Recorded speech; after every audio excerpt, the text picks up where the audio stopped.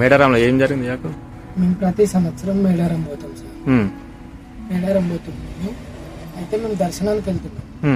మా చెల్లె మా వదిన వాళ్ళు ముందు, మేము వెనకాల ఒక 20 మీటర్స్ అంత దూరం.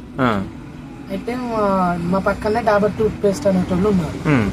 వాళ్ళు పేస్ట్ ఉచితంగా ఇస్తున్నారంట కంపెనీ నుంచి.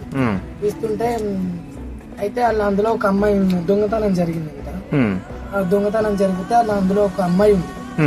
ఆ అమ్మాయిని కొడుతుంటే మా వదిన ఉండి మా చెల్లె తొంగి చూసారంట. చేయబట్టి పక్క గుంజి కొట్టిల్లట. కొట్టి నాకు దెబ్బలు కొట్టి కూర్చోబెట్టారంట. అందుకో చేయబట్టి గుంజిట్లనే మేము చూసి మేము దగ్గర ఉన్నాం కాబట్టి ఊరికి అనుకున్నాం మా చెల్లెని ఎందుకు కొడుతున్నారు, దేనికి కొడుతున్నారు అని. మా డాడీ 2 దెబ్బలు కొట్టారు. వాళ్ళని కూడా కొట్టారు. డాడీ 2 దెబ్బలు కొట్టారు. మా బిడ్డని ఎలా కొడతారు, ఎందుకు కొడతారు, ఏం తప్పు చేసిన కొడతారు అని కొట్టాడు. కానీ మేము కేసు పెట్టాలంటే అక్కడనే పెడదాం కదా సార్. మాకు బాధ ఉంటుంది, అక్కడనే పెడదాము. అది చేసింది ఇది చేసింది అని. వాడు ఏం చేయండి మేము ఎలా కేసు పెడతాం. కానీ తప్పుడు న్యూస్ ఇచ్చిన వాళ్ళ మీద అయితే ఖచ్చితంగా చట్టపరంగా వాళ్ళ మీద చర్యలు తీసుకోవాలని కోరుకుంటున్నాం.